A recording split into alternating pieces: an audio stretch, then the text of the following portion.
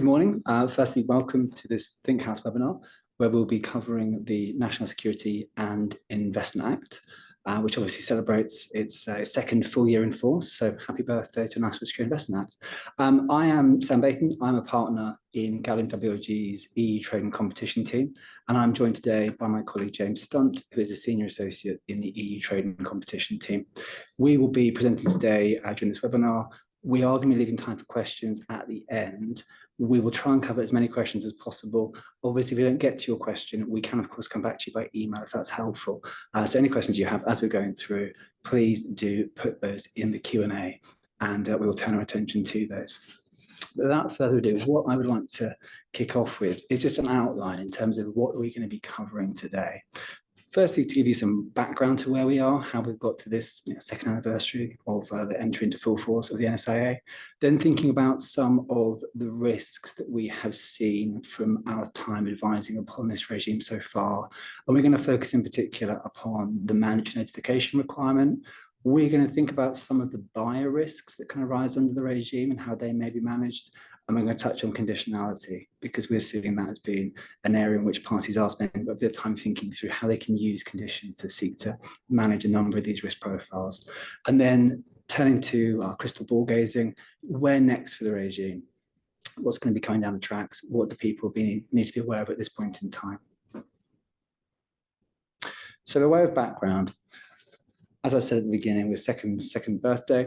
So 4th of January 2022, the NSIA entered into full force. And as you are all aware, what this regime does, it enables the UK government to screen transactions on national security grounds. So before we had the Act, national security grounds were addressed under the UK merger control regime. And once the Act entered into force, what effectively happened were those national security grounds were taken out from the UK merger control regime. They were expanded and they were packaged in the NSIA. So that regime exists in addition to UK merger control. It's not a one-stop shop, so you still have to think about merger control issues.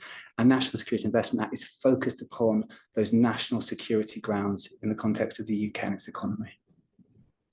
The regime is managed by the Investment Security Unit, or the ISU, and the ISU sits within the Cabinet Office within the UK government. We have the Secretary of State in the Cabinet Office, who acts as decision maker in the context of the regime.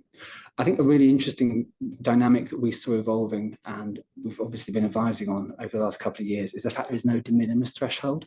So the regime, as we'll touch upon, has various control thresholds that are relevant, but there isn't a de minimis threshold. So you could be acquiring a very small entity, and that still gives rise to certain requirements under the regime.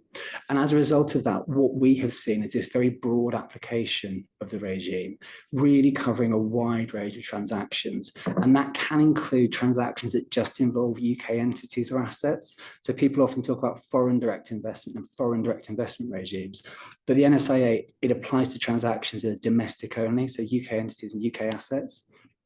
The regime also applies to indirect investment. So if you're perhaps acquiring a non-UK parent company that has a UK subsidiary, that could still be caught by the Act. And one thing that has surprised a number of clients has been the fact that corporate restructuring within the same group can be within the scope of the National Security and Investment Act. Really importantly, what the regime did was it introduced a mandatory notification requirement. And currently this applies to certain transactions that affect 17 high-risk areas of the UK economy. Now, this requirement only applies to acquisitions of control of qualifying entities. So if you've got an asset transaction, that's not going to be falling within this mandatory notification requirement. But where you have a transaction that does fall within that requirement, then it must be notified to, and really importantly, it must be approved by the Secretary of State before it can complete. That requirement does throw up a number of unexpected outcomes, and we've had clients who have been, I think, very surprised that things like internal restructuring have been caught by this requirement, somewhat dismayed at the delay this is then going to cause. So I've just got an example here on the slide to walk through where we have an internal restructure that the client is planning. It's going to enable the sale of a group business, so company X. The internal restructure, though, triggers a mandatory notification requirement, and because of that, that restructure needs to be notified to and approved by the Secretary of State before it can be completed. So that whole process of notification, building in the standstill period when you can do nothing until the Secretary of State has approved, All of that then needs to be factored into the timetable for the sale of X. And following on from that, the planned sale of X itself may also trigger a mandatory notification requirement. So again, that process, that standstill period also needs to be factored into all of that deal planning. So things that pre-NSAA may have been much more straightforward in terms of getting up and running, doing the internal work required to get that sale in a place where it's ready to go. That now needs much more thought in certain sectors to make sure you're actually able to do what you want to do from day one. And the requirement is supported by some quite severe sanctions. So risks arising from breaching the standstill period, so completing without approval, would mean that the transaction is legally void, and that's automatic. There's no need for an application to court. That transaction in law is void. It is possible to apply for retrospective validation, but that's not really a very happy place to be in, truth be told. Officers of the buyer who consented to or neglected to prevent the breach, they could face personal prosecution, so criminal prosecution, or they could face civil penalties, and the buyer, so the business itself, could face a civil penalty of up to the higher of £10 million or 5% of worldwide turnover. And this assessment of voidness, we're seeing this becoming increasingly important in the context of due diligence. So if a seller has completed an internal restructure to enable a current transaction to proceed, did the seller do so in compliance with the NSIA? Or is that restructure, is it legally void? In which case, are we all going to have to wait for there to be an application for retrospective validation to enable the current transaction to proceed? So that is something that we've had issues in, as we've advised upon, and those have been points that we're noting more and more in the context of DD. From the data that's been published, we have 2 annual reports addressing the regime so far. The most recent one came out in July of last year. So we are lagging a little bit in terms of the data that's available. But in terms of public data, what we know is from inception, we've had now more than 1,000 notifications reviewed. Of those, we had 820 mandatory notifications that were accepted. We've had 13 applications for retrospective validation. So people who've realized, whoops, you should have had that on a mandatory basis, didn't notify it. Secretary of State, please could you now validate and make legally viable the transaction that's completed. Interestingly, we've yet to have any penalties imposed for breaches and no criminal prosecutions. But if you ask me to think about where we would see likely developments, I think voidness is a space where it would be really helpful to have some further guidance, potentially from the government, to explain how they see that working in the context of the regime. And I think penalties and prosecutions, from my perspective, I think those will follow in due course, because I think this regime and the mandatory notification requirement, I think it only works as long as participants understand that if you get this wrong, there are sanctions. So I think there is the ability to apply penalties, to apply prosecutions. I think it's a matter of time before we see those in real terms. So outside of the mandatory notification requirement, there are different routes that parties can take with transactions. So parties can voluntarily notify and seek approval from the Secretary of State. So if they've got a transaction that falls outside the mandatory requirement, they can still take the view of, we want the comfort of a formal clearance. So you can notify your transaction, you can notify entity acquisitions, asset acquisitions, and you can make completion conditional upon receipt of Secretary of State approval. Another option is to do nothing. There is a risk then that the Secretary of State will call in the transaction, because the Secretary of State can call in of its own volition certain unnotified acquisitions where these are reasonably suspected to give rise to national security risks. So however the Secretary of State comes to understand about the transaction, whether it's notification or it's been called in addition to the risks I've touched on for mandatory notification, we have this overarching general risk that under the regime, a transaction may be found to give rise to national security concerns. And if that is the case, if the Secretary of State does believe there are concerns arising from the transaction, then the transaction could be subject to conditions, or in the very worst case scenario, could be prohibited. And to date, we have had 5 transactions prohibited under the regime. I won't run through these in any detail, save to note that we have 3 transactions involving semiconductors. We have 1 transaction where a party was required to divest shares that had already been acquired. And we had 1 transaction which related to IP licensing. So the licensing of a specific technology to a party was blocked by the Secretary of State. So not all company transactions, there was also the blocking of an asset transaction as well. And outside of a prohibition, we have seen conditions being imposed in 12 transactions. I've listed some of those on the slide here. I won't run through all of them, but I think perhaps some interesting ones to note are what you perhaps expect. So requirements for entities to retain strategic capabilities in the UK and ensure they have a continuity of supply. So for example, if the target's supplying the MOD with certain products and services, for that to continue. Information security safeguards, so preventing flows going from the target business perhaps back into the buyer or perhaps back into aspects of the buyer's group, and government appointed board observers, so the government insisting that they have an observer at board meetings to understand the dynamics of the business that's been acquired going forwards. So we've seen a significant number of transactions assessed under the NSIA to date, but a comparatively small number being affected by conditions or prohibitions. But where we do see those being imposed, the commercial impact may be material, which I think then gives rise to the focus of our session. How can parties manage these NSIA-related risks when they are planning transactions? So as Sam has already mentioned, the key aspect of the NSIA is that it introduces this mandatory notification requirement. So this means that when you're planning a transaction and managing your NSIA-related risks, the first question you should be asking is whether the transaction will trigger this mandatory notification requirement. As a starting point, you should check that the transaction involves the acquisition of a qualifying entity and not an asset.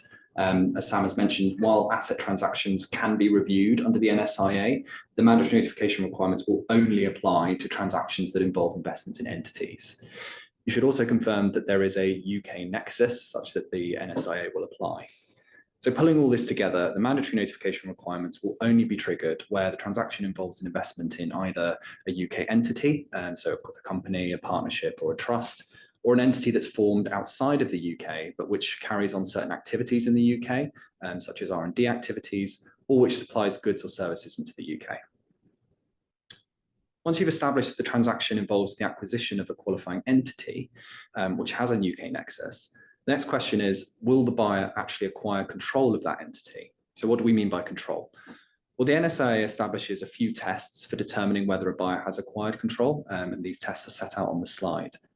The most obvious test is that the buyer's shareholding or voting rights in the qualifying entity will increase above a certain threshold as a result of the transaction. So as you can see from the slide, the shareholding or voting rights should increase from 25% or less to more than 25%, from 50% or less to more than 50%, or from less than 75% to 75% or more. If the buyer's shareholding or voting rights in the qualifying entity do not increase in line with these thresholds, it may still acquire control where it gains the ability to pass or block resolutions that govern all or substantially all of the affairs of the qualifying entity.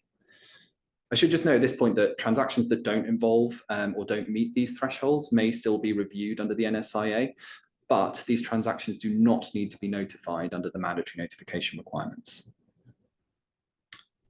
A key point to mention and to keep in mind is one that Sam mentioned earlier, which is that the mandatory notification requirements will also apply to the acquisition of indirect control of qualifying entities. So just to give you an example, you may have a transaction where a buyer is looking to acquire a US-based company.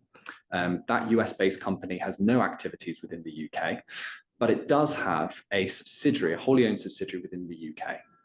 What this means is that although the target company is incorporated outside the UK and doesn't carry out any activities within the UK, the transaction may still be subject to the mandatory notification requirements because the buyer has acquired indirect control of a qualifying entity through an unbroken chain of majority stakes that flow down to that entity.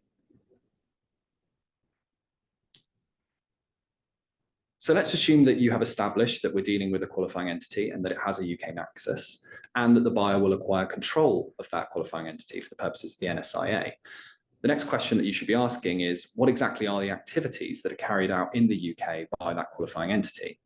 The reason we need to ask this question is that the mandatory notification requirements will only apply where a qualifying entity carries out specific activities that affect one or more of 17 high-risk areas of the UK economy.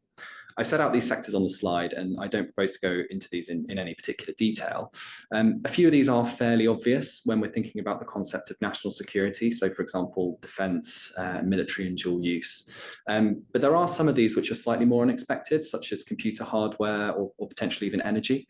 And this just goes to show that the NSIA is intended to capture a really very broad range of potential transactions. So how do you check whether the activities that are carried on by the qualifying entity within the UK actually fall within these sectors?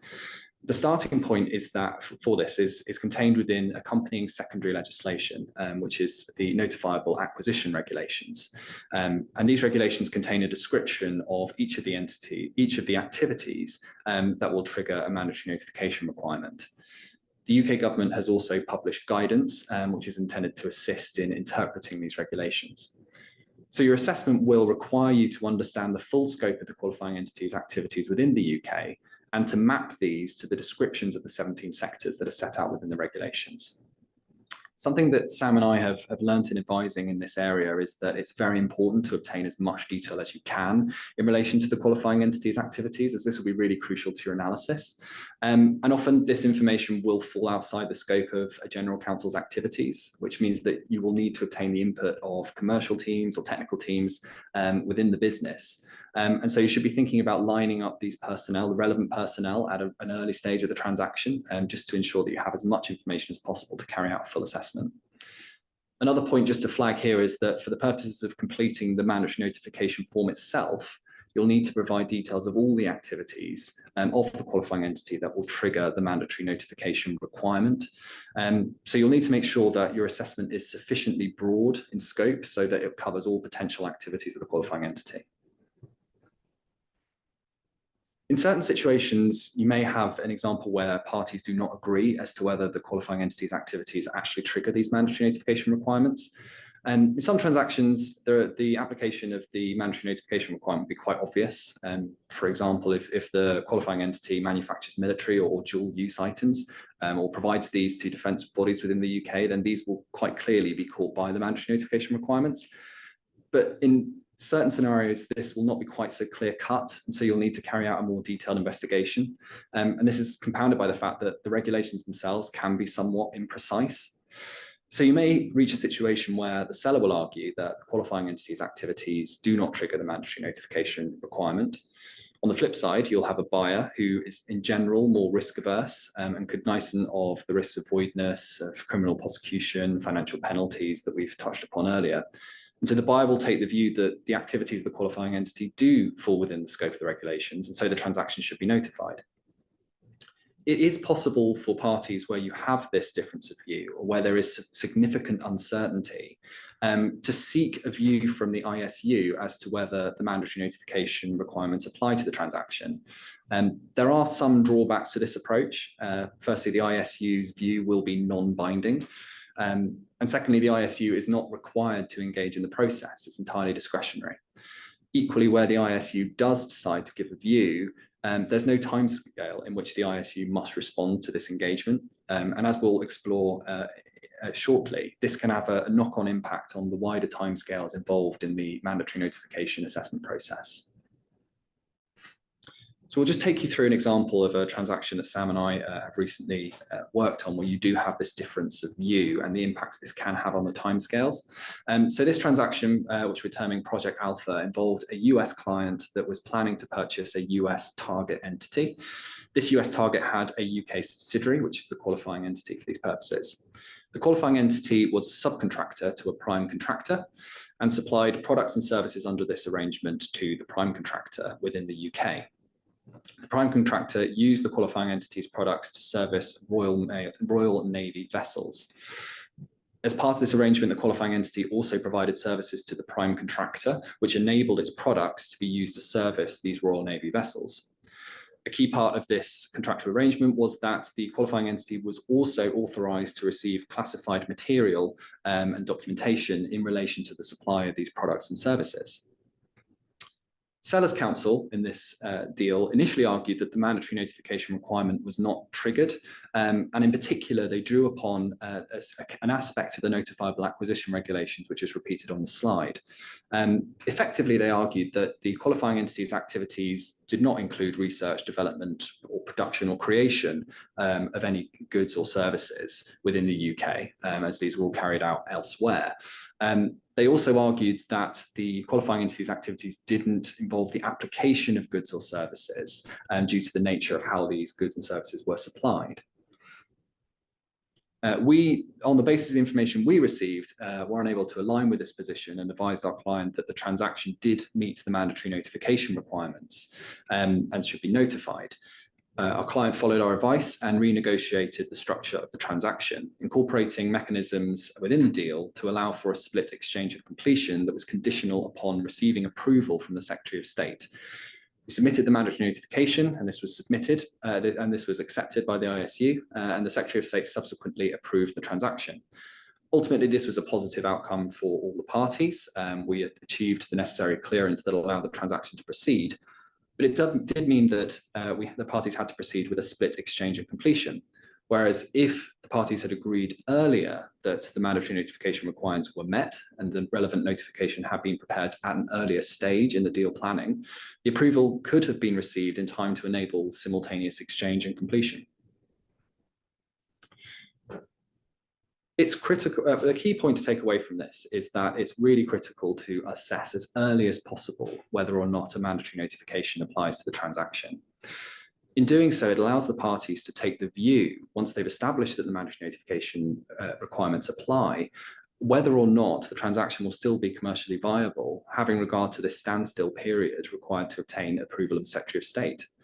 Even if the parties do agree that the transaction is still commercially viable, they will need to factor in time to prepare the notification using the prescribed form, and for the ISU to assess the notification, and for the Secretary of State to issue its decision. The good news is that a mandatory notification can be submitted once the parties have a good faith intention to proceed with the transaction. So you don't have to wait until all the deal documentations have been completed. You can also start to think about whether the notification and assessment process can be run in parallel with other activities that typically form the early stages of deal planning, such as due diligence.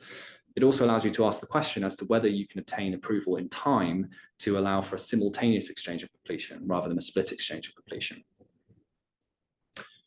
So I've made reference in this section to the timescales involved in obtaining clearance for a transaction that's been notified, and the requirement when deal planning to ensure that these are accounted for. Unfortunately, there isn't a one-size-fits-all approach, and the amount of time for receiving clearance will ultimately depend upon a number of factors, which are unique to each transaction. But the key point to take away is that these timescales can be really quite long and become much more open-ended if the transaction is called in for further assessment by the Secretary of State. As I'll explain shortly, the actual duration of the assessment period is capable of being extended once the transaction has been called in for further review. Additionally, if the Secretary of State makes a request for information once that transaction has been called in, this will stop the clock, the assessment period, until the request has been dealt with. All of this means is that it is vital to have these potentially quite long timescales in mind when you're planning a transaction, and to account for them so far as possible within the transaction documents, using, for example, long stop dates. The approach that Sam and I take for this aspect is to hope for the best, but to make sure that you are prepared for the worst. Just to illustrate this, we've set out on this slide an overview of the timescales that may apply to a transaction. The best case scenario is on the left-hand side, where you have the notification accepted by the ISU, which is confirmed as complete, which typically takes around 5 working days to receive in our experience. The ISU will then have a period of up to 30 working days from the date of acceptance to review this notification. In our experience, the ISU typically takes the majority of that time period. And then following this period, the best case scenario is that the Secretary of State will decide to take no further action in respect to the transaction. So that's good news. On the right-hand side, this demonstrates that you may be in for a much longer assessment period if the transaction is called in. So as you can see on this slide, there is an initial period of up to 30 working days from the point at which the transaction is called in. This period can be extended by a further period of 45 working days. And if the Secretary of State and the buyer agree, that period can also be further extended. Another consideration to keep in mind when managing your NSIA-related risks is whether or not the buyer poses a risk to national security. The concern here being that if you have a higher risk buyer, it may be more likely that the transaction will be called in by the Secretary of State or even subject to conditions later down the line. Unfortunately, there is no checklist which parties can use to determine whether a buyer is or is not more likely to present any national security risks. But the Secretary of State has given some guidance as to the range of factors that may feed into this assessment.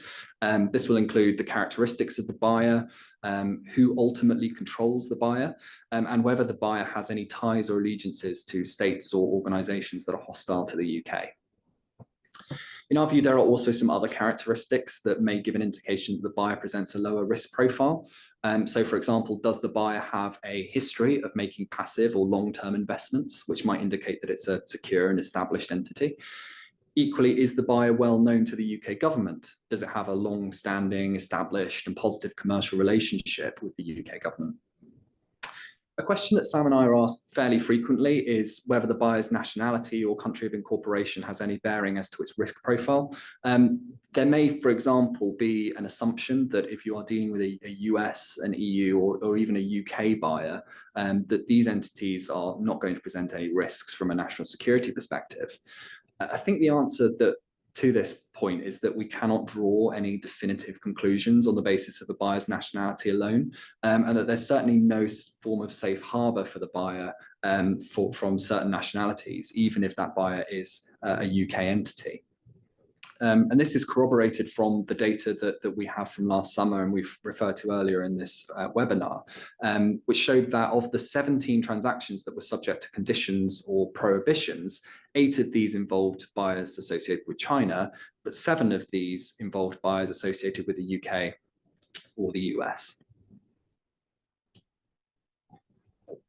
If you are a seller, the buyer is ultimately going to sit on a spectrum of risk, and it will be a question for you as to what you as the seller are comfortable with.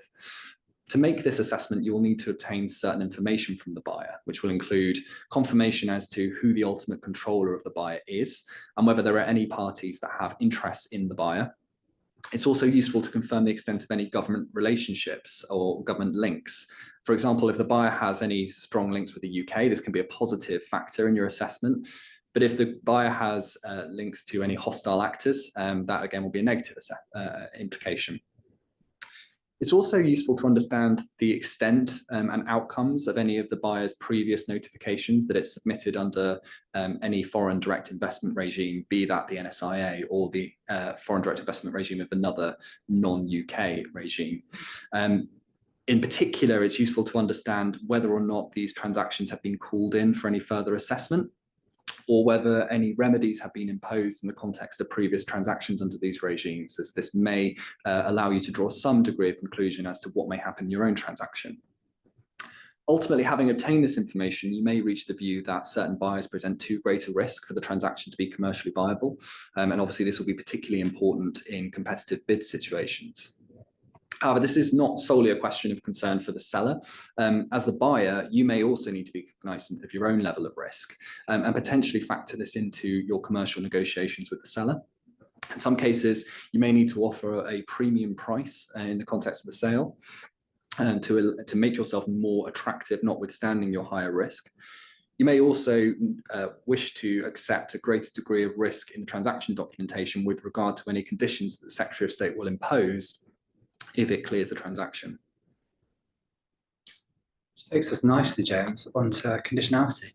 So thinking about conditionality in relation to transactions involving the regime, I've outlined on this slide here some of the key areas that we have advised upon, both in the scope of mandatory and voluntary notification situations. The first key question is, what is the acceptable clearance phase? So going back to the flowchart that James helpfully walked us through, is it acceptable that we have phase 1 as a cutoff? So we'll have completion conditional only upon a phase 1 clearance, so within 30 working days of the notification being accepted as complete? or are we okay with having a phase 2 possibility, which we know is more open-ended? We have the 30 working days from notification accepted is complete, plus however many working days, depending upon the call-in period, whether any questions are asked and the clock is stopped. So that's more open-ended. Are we happy with that open-ended phase 2 clearance approach? What are the conditions going to be? What's acceptable in terms of the Secretary of State does impose conditions to enable completion? What's the materiality threshold? What is it the buyer is going to accept going forwards as that's okay for me to still carry on with this transaction? How is that going to be negotiated? I think a key provision that perhaps is a little overlooked sometimes is how the parties are going to cooperate to satisfy the condition. As James mentioned, speaking about mandatory notification requirements, there is a good deal of information that the buyer would need in a mandatory situation, which is going to sit with the seller or the qualifying entity. And there needs to be that understanding this is going to flow to enable the condition to be satisfied and be clearly articulated. And there are questions as well about timing. So how quickly, once a document has been signed, is the submission of the notification going to be made? It may be the notification has already gone in. It may be that people have been very organized, they've run things in parallel, and they've put this in already. It may be you want to have some word in there to get this in a couple of business days after signing. And then thinking about long stop dates. So if we have got this phase 2 period where we've got an elongation that's potential, we know that could be happening, are we going to have a long stop date that could serve to cut off an ongoing phase 2 investigation if that's just dragging on too long? And what does that start to look like in terms of what's acceptable to the parties? So within that context, I just want to pick up on Secretary of State and the power that they have to impose conditions. From our experience of advising upon this, it's apparent that the power gifted by the regime is broad. So the Secretary of State may, where reasonably considers the conditions are necessary and proportionate for the purposes of preventing, remedying, or mitigating a risk to national security, it may impose those conditions. There is a process of judicial review under the regime. We have yet to see a judgment on any review of conditions that have been imposed. I think we can expect to see perhaps more around that if we have more conditions being imposed, are particularly onerous. But on the black letter law, the Secretary of State has a broad power to impose effectively whatever conditions it believes are necessary and proportionate. Now, there are some conditions that we've already seen that I think are very unlikely to cause significant concerns from a buyer perspective. So things like information security safeguards, they may be a little bit of a pain, but you can live with them. They're not a showstopper when it comes to the transaction. There are other, and they may be potentially theoretical, but they are still things that you may wish to be thinking about as a buyer. Other conditions that if we're thinking the Secretary of State has this broad general power, they may give rise to more material commercial issues for a buyer. So if a buyer has concerns that it has various interests in the UK, and what if the Secretary of State was to put in place some kind of order which requires them to divest down existing shareholdings in existing interests they have, that could be much more of a material commercial issue, even if that is seen as a potentially theoretical outcome. So where we find ourselves, as with all transactions, is we have the very seller-friendly approach, whereby the buyer is going to comply with any Secretary of State imposed conditions to enable completion. And at the opposite end of the spectrum, we have the buyer-friendly approach, whereby the buyer reserves the absolute discretion to reject Secretary of State imposed conditions. So I think for a lot of transactions, although it's going to depend upon the parties' bargaining positions, most transactions, I think you'd be looking to land on a mutually acceptable approach to this risk, whereby materiality is somehow captured. And where we've seen this done, I think quite effectively, is where there's been an upfront assessment, assuming, okay, let's all assume a worst case scenario. So the transaction gives rise to national security concerns. Okay, so that's our base case. What then are the likely conditions based upon what we've seen in other deals potentially that the Secretary of State could seek to impose to address these conditions? And then we've seen the parties effectively negotiate a list of specific conditions that would be acceptable to the buyer and would not be acceptable to the buyer, and had transactions signed on that basis. So there's a clear understanding between the parties that there are certain lines whereby if we're in this quarter, then for the buyer, they will still move to complete the transaction. For others, if it crosses over into this line, where it's about divestment of perhaps existing interests, then the buyer is not prepared to accept that condition and will walk away from the transaction in that context. So we have done a couple of transactions where that aspect, this point around conditionality, materiality, what's acceptable in terms of conditions, has required quite a bit of thought to get the parties to a position that everyone was happy with to move forwards with the transaction. And then just to pick up on the point that I alluded to earlier, point around cooperation to satisfy the condition.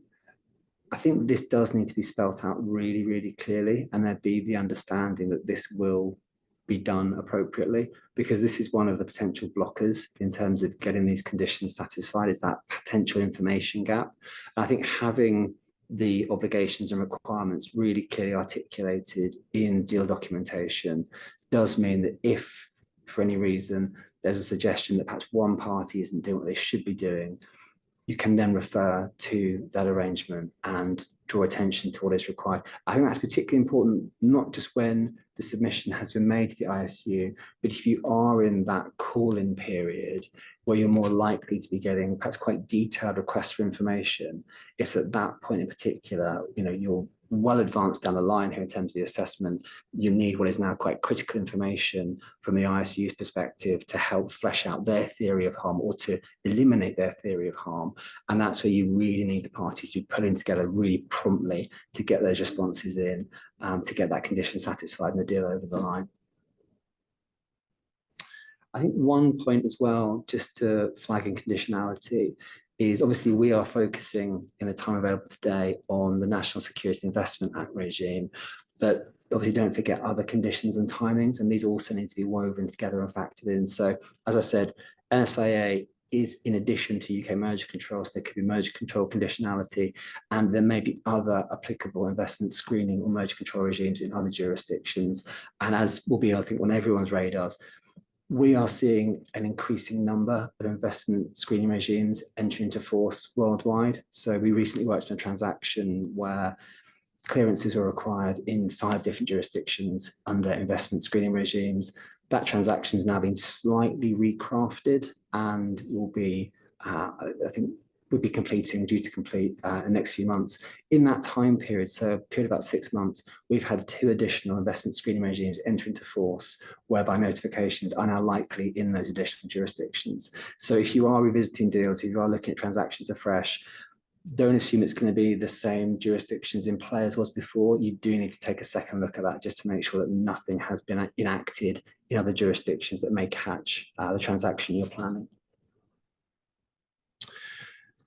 I think that then takes on to where we go to next and what next for the National Security and Investment Act.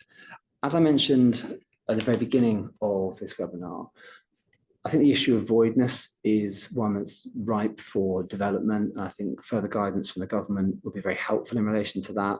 I expect it's an area where we could also see the potential for perhaps litigation if parties have entered into arrangements which suddenly turn out to be void due to the application of the regime.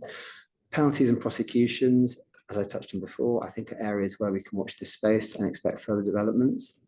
In relation to the regime more generally, the government recently issued a call for evidence, which closed earlier this week. And in this context, the government is really looking to take stock.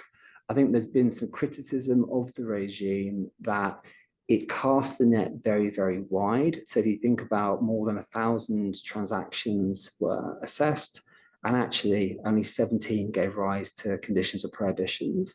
So quite a low rate of deals that you would perhaps say gave rise to material issues, and yet a lot of transactions looked at to get to that point. And the government's mindful of that. What they're looking to do is to ensure that the regime protects national security within the UK while minimising burdens upon businesses.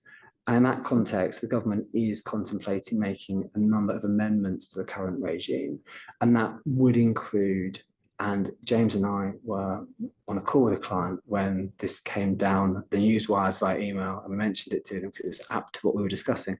An exemption of certain types of internal restructuring from the mandatory notification requirement. And when we said this to the client, they were delighted. I think they even danced. They were so happy at this news, because for them, this idea that internal restructuring, when really you were just moving the deck chairs around, they could not see why that gave rise to any material national security risks. So I think that's a good news piece in terms of that feedback has been received by government. They are looking to think about how they can exempt not all restructuring, but certain types of restructuring from that mandatory notification requirement.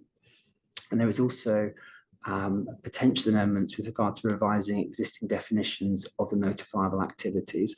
So if we're thinking about the activities as currently defined, it is a case of refreshing, expanding, in some cases narrowing those activities to make sure they are capturing what they, from the government's perspective, should be capturing from national security viewpoint. And just picking up on the current definition of AI, so artificial intelligence currently does not include generative AI. I don't think I've been able to scroll through LinkedIn in the last few months without seeing at least 10 posts about generative AI. Generative AI is a very, very hot topic. So it's perhaps unsurprising that the government is thinking about expanding the current definition of AI to make sure this captures generative AI.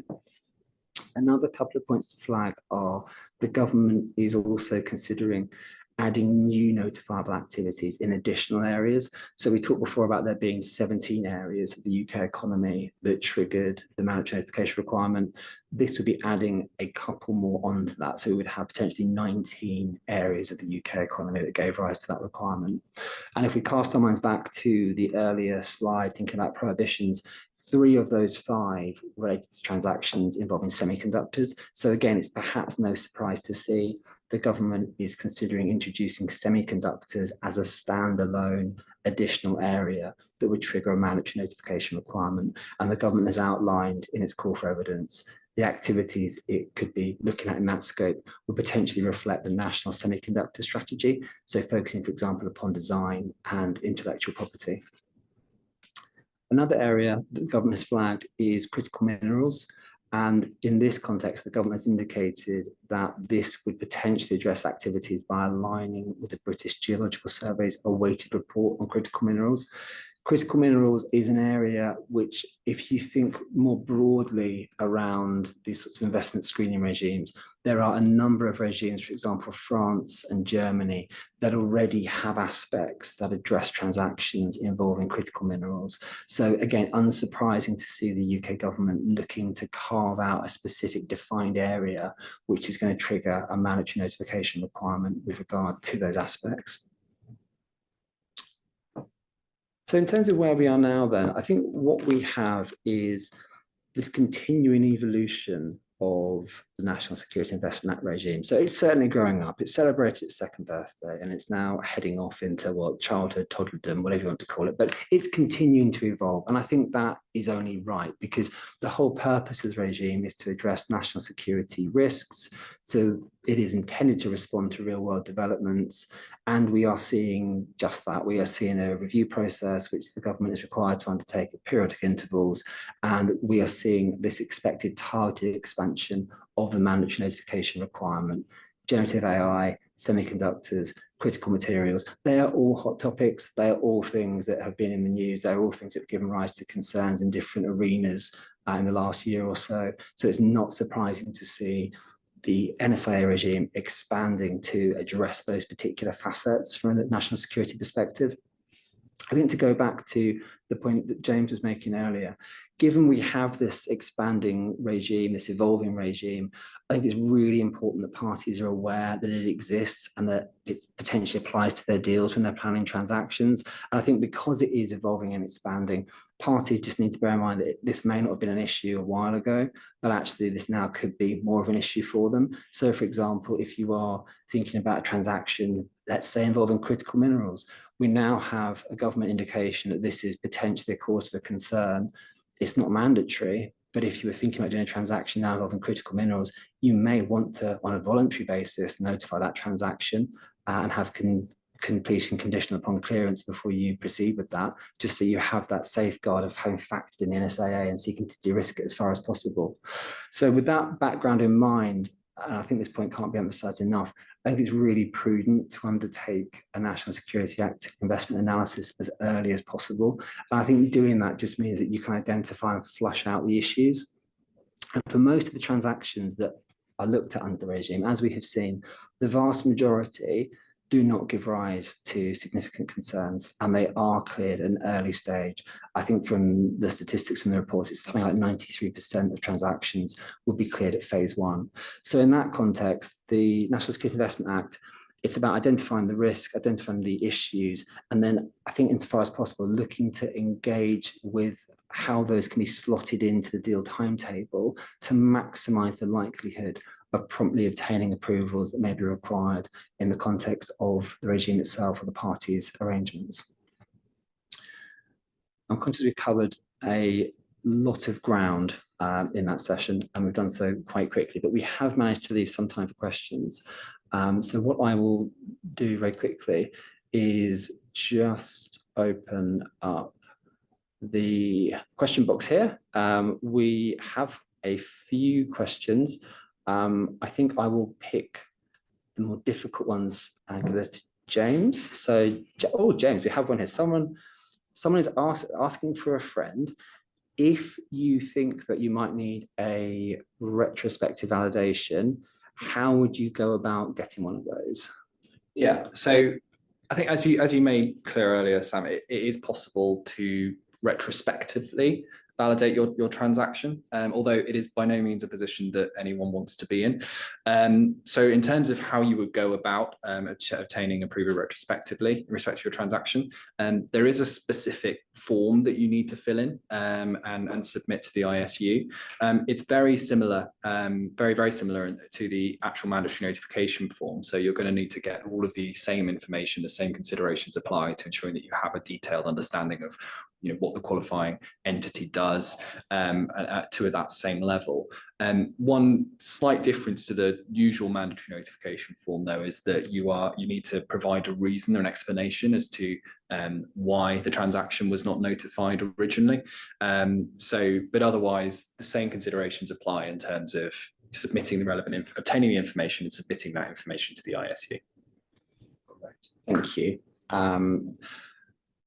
Okay, so next question is going back to that very helpful flowchart that you shared. In terms of the phase one period up to 30 working days, can you expedite that? Can that be done faster, is the question? Yeah, so unfortunately, and to be the bearer of bad news, there is no way of expediting that period. There is, as I said, there is a time scale, a statutory time scale in place whereby the ISU will review that notification, and that is a period of 30 working days.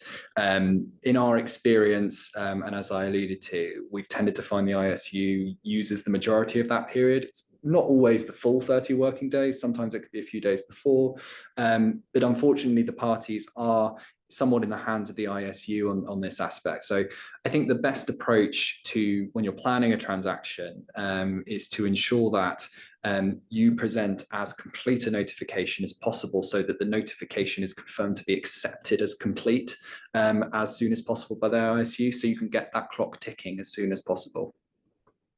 Thank you. Okay, I will fill this one.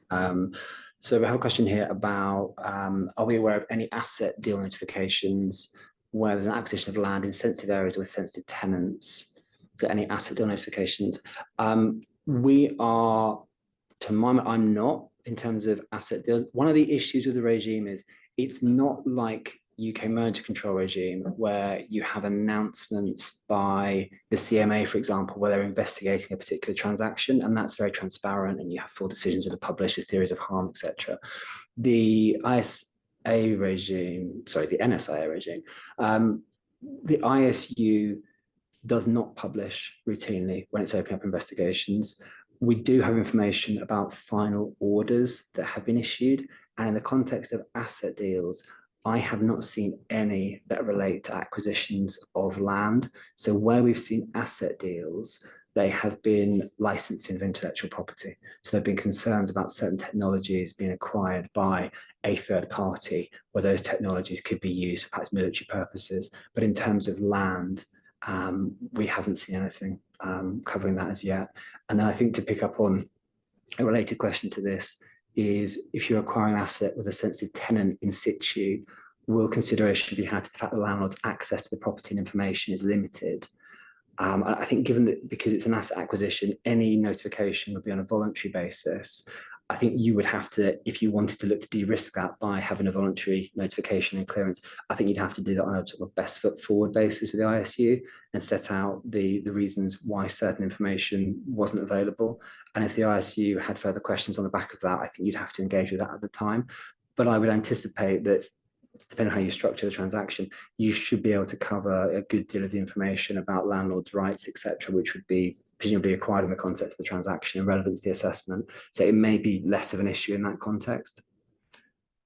Okay, I'm conscious we've got a few more minutes in terms of time for questions.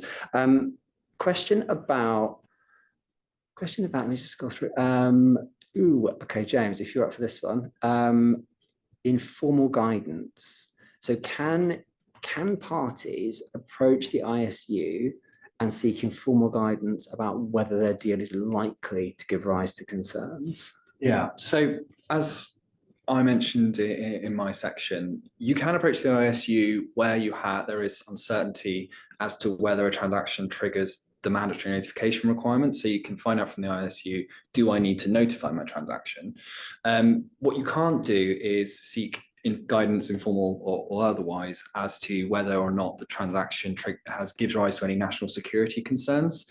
There is, as Sam alluded to earlier, we have information on final reports, but there isn't any information as to what the security concerns that the Secretary of State identified in these transactions. So unfortunately, you can get understanding as to whether you fall within the regime, but you won't get any guidance as to whether the transaction gives any national security concerns.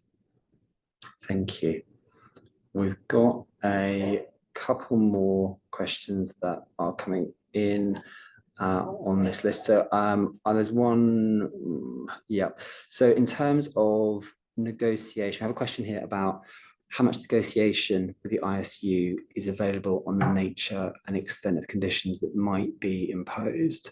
So I'm happy to respond to that one. So in terms of nature and extent of conditions, I think the reality is, when we think about that call-in period, if you are going past that initial 30 working day of call-in and you're moving into that 45 working day extension time period, then I think you are getting to a place where once you're into that 45-day extension, you are thinking about conditions. And in our experience, where we've spoken to the ISU about these sorts of issues, there is certainly the indication that there would be a discussion around the nature and extent of conditions. I think one of the issues around conditions is understanding precisely what the theory of harm is. And I think that's something that needs to be understood by the parties, so that they can understand, okay, this is the concern, this is what we need to be doing to address that. But I do think it is possible to have those conversations and to offer different potential solutions to the issue. And I think when you're offering different potential solutions, you then have that question about, what is going to be necessary, what is going to be proportionate in that context. So I think there is room to have discussions and to have conversations about what the potential outcome could be from this process. But ultimately, this is going to be the decision of the Secretary of State. So it will be for the Secretary of State to decide, based upon the information available, what condition they believe to be appropriate in the circumstances. So the parties can certainly feed into that discussion and outline and advocate for a range of different solutions, but it's not in their gift to determine what that is going to be. That is going to be the Secretary of State that will be making that decision. Just having a quick look through, I had a quick question, James, if I may, on notification and the form. So if the form goes to the ISU and they say it's not complete, what happens then? Yeah, so unfortunately, if the notification is not complete, as I set out on my earlier timeline, the ISU will typically have that period of 5 working days in which it will confirm the notification, whether the notification is accepted as complete. The ISU may, in certain circumstances, raise further requests for further information or clarification before confirming that it's complete. But otherwise, if you get to a position where the notification is rejected, I should stress that there have only been very few notifications which have been rejected on the basis that it's incomplete. You may need to submit the notification which includes, it contains the correct information. So that has an impact on the overall deal timetable. So it goes to the point that I was making earlier, that when you're thinking about ensuring that you've got the timetables as locked down as possible, ensuring that you have sufficient information to submit as complete a form as possible, de-risks that process. You're able to get confirmation from the ISU as soon as possible that the notification is complete and avoid any unnecessary delays. Thank you. And one final question on, I'm assuming this is someone who's looking to avoid having to notify an internal reorganisation on a mandatory basis. When do the government's plan changes come into force? That's a really, really good question. So the call for evidence closed this week. I think we can now expect the government to sift through the various responses it's had to that. For my money, there will be this shift around the inclusion of internal restructuring in managed notification space. I think they are going to have to streamline that because there are clearly transactions that are being caught that don't need to be looked at. What we end up with, I think, will be a tighter, more clearly drafted scope. When that comes into play, though, I think that's something that we're going to have to wait and see. It will be, I believe, in primary legislation, so it's not going to be a change to the Act. So that should mean it can be done quite quickly. Obviously, we've got a number of things happening in the political landscape this year, potentially including a general election. So there may be a question about where firepower is focused and energies are focused. But I would hope that we would have something emerging during the course of this year that gives some more clarity around the government's intended positions and developments. I think then that we've exhausted our question bank there. So if there's anything else that comes to mind following this webinar, James and I would be delighted to answer any questions that you may have regarding the regime and any assistance we can provide. Please do let us know. But in the meantime, thank you very much for joining. We hope that it's been of interest, and we look forward to speaking and meeting you soon at a future ThinkHouse event.